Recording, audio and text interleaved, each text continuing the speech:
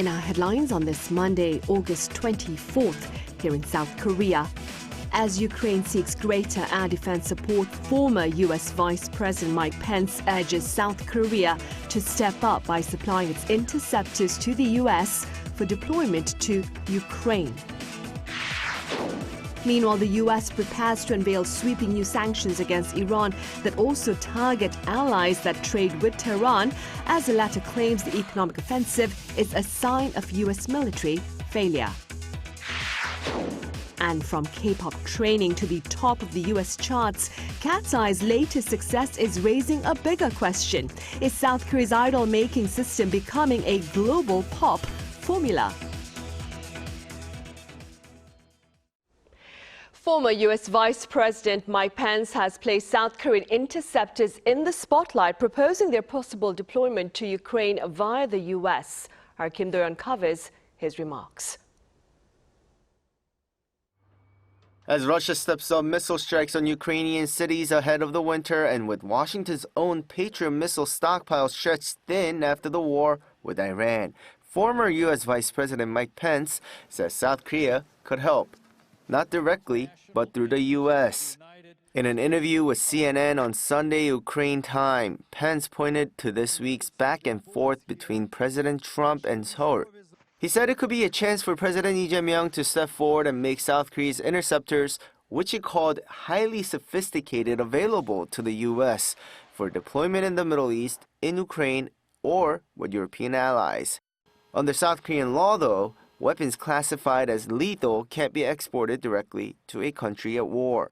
The back and forth that Pence mentioned likely refers to Trump's claim on social media that he asked President Lee to join U.S. efforts to pressure Iran over its nuclear program, and that Lee's answer was no thanks. South Korea's defense minister disputed that account, calling it inconsistent with the facts. Pence's suggestion that Seoul should make its interceptors available comes as Ukrainian President Volodymyr Zelenskyy claims North Korea is increasing its involvement in Russia's invasion. Zelenskyy said Pyongyang has agreed to send 30,000 more troops to Russia, with some reports putting the number as high as 50,000. Pyongyang has denied it, and Seoul has not verified the claim. In the latest report provided to the National Assembly, South Korea's military says the North is still preparing for the possibility of sending more troops, but sees no sign that a new deployment is imminent. It estimates the North has sent more than 16,000 troops since October 2024, along with massive artillery shipments. Battlefield data may also be improving the accuracy of North Korean missiles fired into Ukraine. Seoul also assesses that the North's short-range missiles are close to combat-ready, with a longer-range Hwasong-12 that can reach Guam being prepped for deployment. Its ICBMs could reach the U.S. mainland, but their re-entry technology remains unverified. Kim Do-yeon, Arirang News. Meanwhile, in Ukraine, a political debate is gaining ground even as the war with Russia shows no end in sight, putting President Volodymyr Zelenskyy under new pressure. Our Cho Young-eun explains. Ukrainian President Volodymyr Zelenskyy has warned that holding a presidential election during the war could risk dividing the country. Zelenskyy's remarks at a press briefing on Saturday followed the dismissal of former Defense Minister Mykola Fedorov last month over his alleged involvement in mass protests and calls for elections during the war. Fedorov's surprise dismissal sparked protests as Russia continues to intensify its military preparations, including ballistic missiles and the additional mobilization of 300,000 troops. Zelenskyy said that if Ukraine's allies establish specific conditions under which elections could be held safely, he would support the process, as elections have been suspended since martial law was imposed following Russia's invasion. Meanwhile, Ukraine drone attacks targeted economic infrastructure in Russia, including oil refineries and warehouse facilities. In response, Russia stepped up with strikes on Ukrainian economic infrastructure, including facilities linked to green exports through the Black Sea. Russian President Vladimir Putin said Saturday that Kyiv had opened Pandora's box with its recent strikes. It has opened Pandora's box itself. Well, get an answer about the most sensitive economic sectors in Ukraine, which, frankly, are already on their last legs. The latest attacks come as Russian drone and missile strikes killed at least 7 people in Ukraine, officials said Saturday, while a Ukrainian drone attack on Russia killed 3. The attacks come a day after a Russian strike on a Ukrainian shopping center killed at least 16 people. Jo Young-eun, Arirang News. And the Trump administration is poised to disclose details of its unprecedented economic offensive against Iran later on this Monday. Tehran, for its part, has dismissed the move as a desperate response. Our Lee Seung-jae reports. The Trump administration is set to unveil sweeping new economic sanctions on Iran on Monday, as Washington intensifies pressure on Tehran nearly 6 months into the war.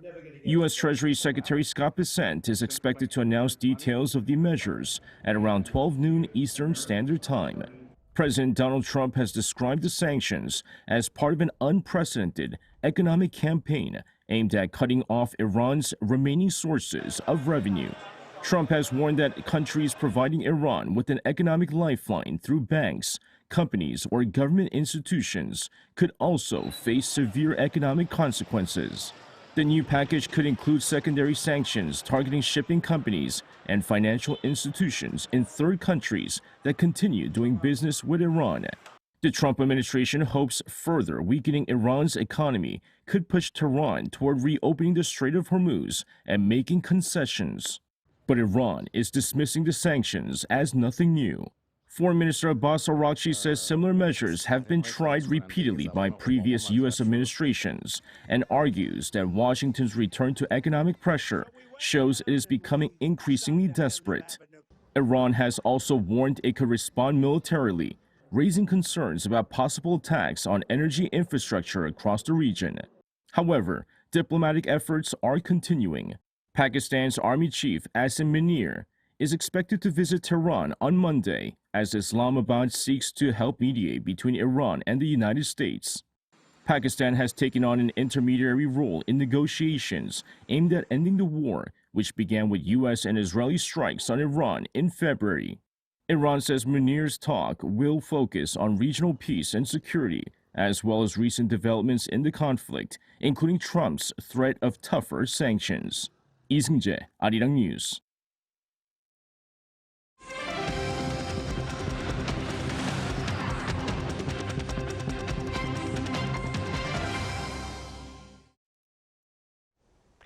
The South Korean stock market faces a crucial test this week against the backdrop of a number of key economic events, including the disclosure of Nvidia's earnings. Our economics correspondent Kim Jun-hong reports. Monday's Korean stock market closed lower, with the benchmark Kospi down 3.12% from the previous session. Market heavyweights closed lower, with Samsung Electronics down 8.7% despite last week's hopes for major shareholder returns. The market saw sharp swings last week as rising U.S. Treasury yields weighed on sentiment, pushing the Kospi down to the 6,400 range at one point. Several key events could shape Korean stocks this week. First in focus is Nvidia's second quarter earnings scheduled for Wednesday local time. Markets expect another record result, with the outcome likely to shape sentiment toward global chip stocks. If Nvidia beats expectations and offers a strong outlook for the AI cycle, especially for its new GPUs, that could lift market sentiment. Recent reports of possible GPU price hikes next year could also suggest continued strength in market demand. The Jackson Hole gathering set for Friday local time will also be in focus in what could be one of the most closely watched symposiums in recent years. Fed Chair Kevin Warsh's speech will be the key event as investors look for clues on whether and when U.S. rates might rise. U.S. personal consumption expenditures, or PCE inflation data, will also be closely watched as it is the Fed's preferred measure of inflation. Meanwhile, the Bank of Korea will decide on its key interest rate on Thursday. The central bank raised the rate to 2.75% last month, signaling further hikes if needed. Since then, data closely watched by the BOK have come in positively, with second quarter growth beating expectations and consumption and income staying steady. However, inflation and high household debt still remain concerns for the overall economy and markets. Kim Jun-ho, Arirang News. The elderly here in South Korea may remain among the most financially vulnerable in the OECD, but new findings show their incomes have been rising. Our Lee Ju-yeon explains. With state pensions growing as a strong financial support pillar, the annual income per elderly individual has been steadily rising. According to a report from the National Pension Research Institute on Monday, the average annual income for Koreans aged 66 and above surged from 5,620 in 2013 to nearly $10,071 in 2023, representing a rise of more than 79% in a decade. Public pension income was one of the primary drivers of this increase.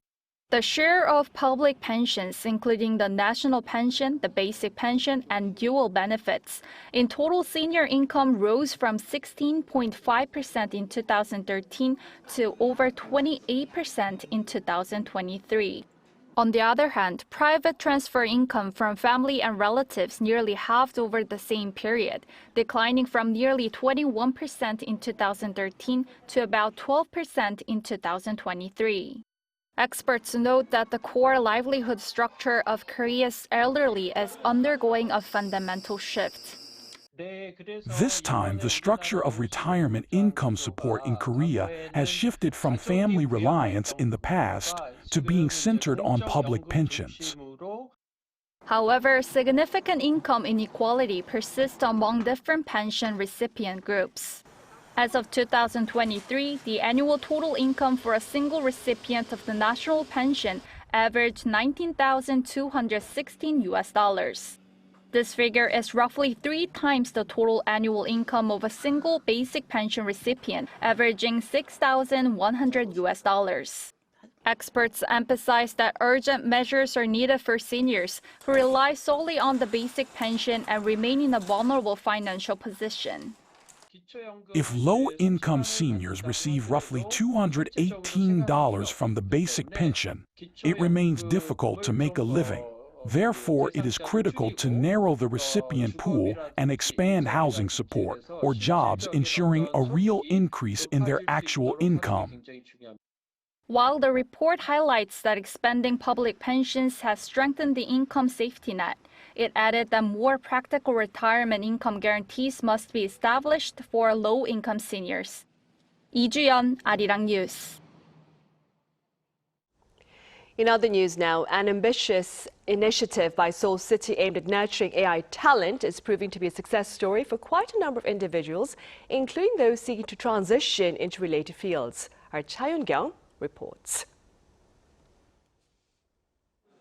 This is a smart helmet equipped with artificial intelligence. It is a device that helps prevent accidents by recognizing the surrounding environment and hazards in real time while driving. The helmet, which won an award at Seoul's AI Talent Festival Week, was developed by graduates of the Seoul Software Academy. The academy was established by the Seoul city government in 2021 to nurture AI talent. It currently runs in all 25 districts in Seoul. As global big tech companies like Microsoft have joined as educational partners, the employment rate at these campuses has reached 86%. Some graduates started working at the Nasdaq-listed company Salesforce Korea after building their expertise. Others became AI service developers, overcoming the barrier of not being IT majors. I was an accounting major who used to deal only with coffee, but now I am building AI services. It was possible because I had the opportunity to learn at Seoul Software Academy.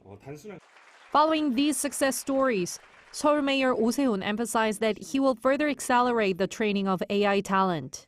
To this end, the city will increase the number of dedicated global big tech campuses from 3 to 8 and double the number of trainees to around 600. The city also plans to keep expanding the participation of leading global AI companies to discover specialized educational programs that meet industry demands. 차윤경, 아리랑 뉴스.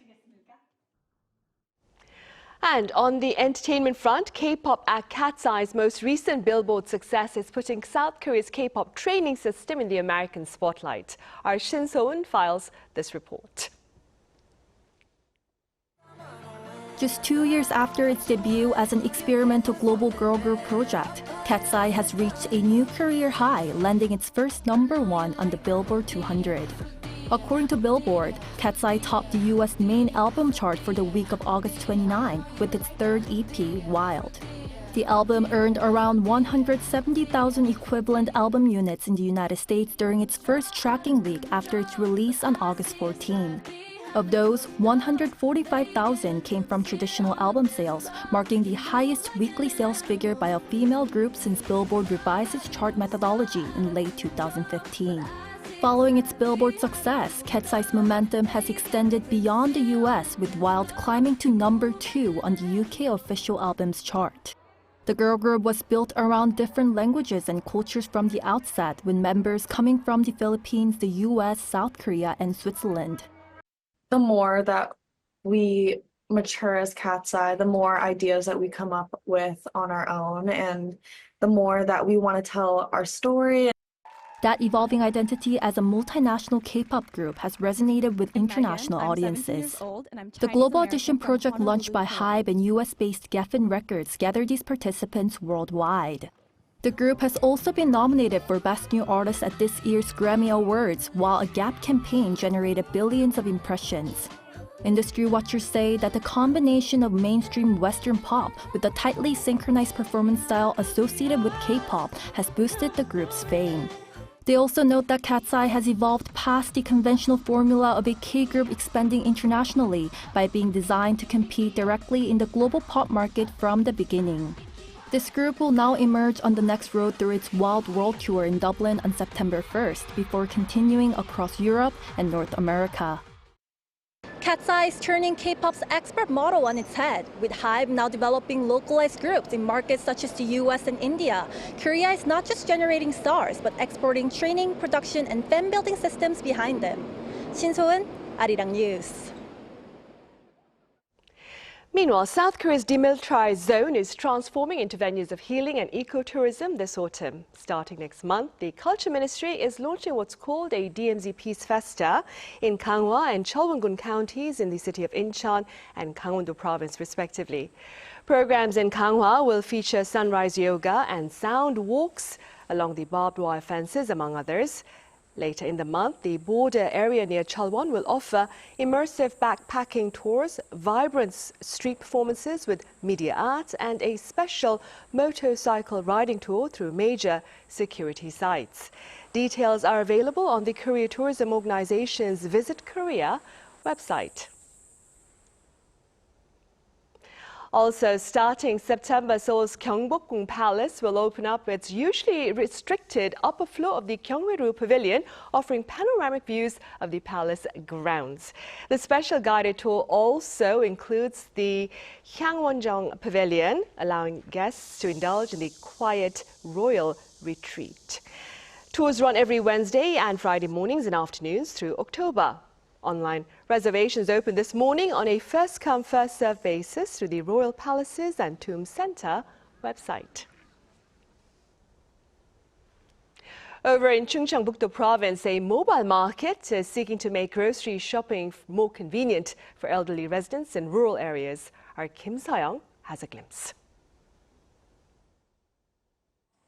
A truck rolls into a small town. Residents curious as to what's inside come out to take a look. This is the Happiness Supermarket, jointly run by Okcheon-gun County and Donghyup, Korea's National Agricultural Cooperative Federation. Fresh vegetables, tofu, and other daily essentials line the truck's shelves, sparing residents a long trip into town. Now I don't need to go all the way into the city. I can buy what I need right here in my village. The truck makes stops in 63 different villages. For older residents with limited mobility, having the market come to them is a welcome relief. Some people wish it came more than 2 times a month. I even pick up things for my neighbors who can't get around. It's great. Residents can also use vouchers issued by Okcheongun County at the market, giving local spending and the local economy a boost. Vouchers can be tricky to spend sometimes, but here, residents can use them without having to travel far into the city.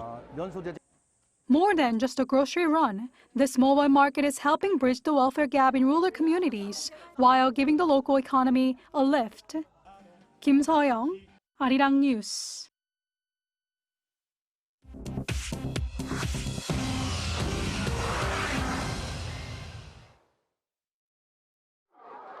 This is the world now. In Guinea, a mountain of waste has collapsed onto homes in the capital, killing at least 30 people. The landslide hit the Gebessia commune in Conakry at around 2 a.m. on Sunday after heavy overnight rain. The waste buried tents and shacks built beside the waste site. The government said on Sunday that 30 people had been killed and 22 others were hurt. One woman told reporters that all 5 of her children had died. Just days before the disaster, the government had said it was closing the landfill because it was unsafe. Canada is hitting back at U.S. tariffs. Prime Minister Mark Carney said on Saturday that Canada will match new tariffs dollar for dollar. U.S. President Donald Trump recently ordered 50% tariffs on Canadian goods, covering about $20 billion in exports. Canada will reply on September 8th with tariffs on U.S. steel, dairy, appliances, and electronics. Mark Carney said last-minute U.S. demands were, quote, uneconomic, unfair, and derailed 3 days of talks. The U.S. trade representative called the breakdown a missed opportunity and said no new talks are planned. In Japan, a magnitude 5.9 earthquake shook Ibaraki Prefecture and the wider Tokyo area early on Sunday. No deaths were reported, but at least 22 people were hurt across 4 prefectures. Officials said there was no danger of a tsunami. Train services were disrupted with delays in Tokyo and neighboring areas. Prime Minister Sanae Takaichi said on Sunday that people should stay alert for aftershocks of a similar size. Later on Sunday, a magnitude 6.0 earthquake struck off the northern prefecture of Hokkaido. In China, a humanoid robot ran 100 meters in 9.39 seconds at the World Humanoid Robot Games in Beijing on Saturday. That is faster than Usain Bolt's world record of 9.58 seconds. The second-place robot also beat Bolt's record, then collapsed and was carried off on a stretcher. More than 2,000 robots from 666 teams are competing at the game this week through Wednesday. Chu Ji-hyun, Arirang News.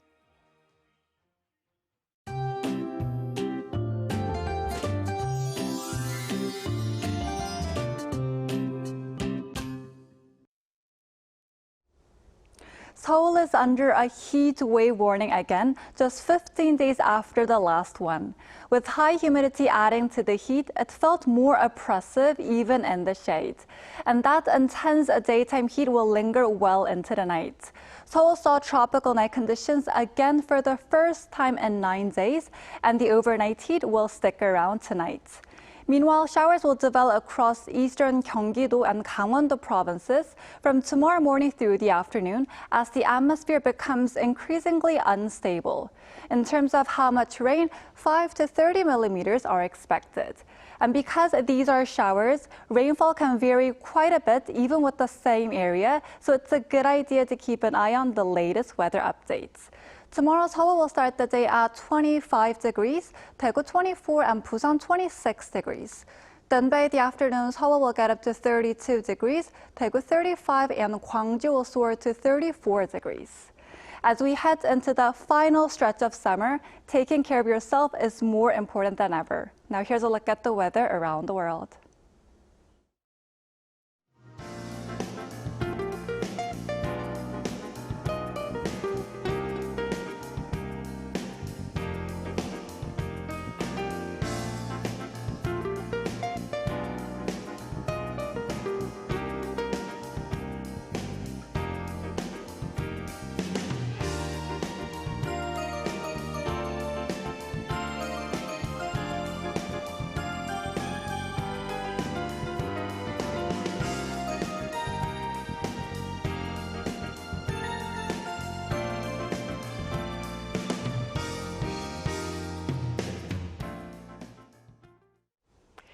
Those are the headlines at this hour here in South Korea. As always, thank you for watching.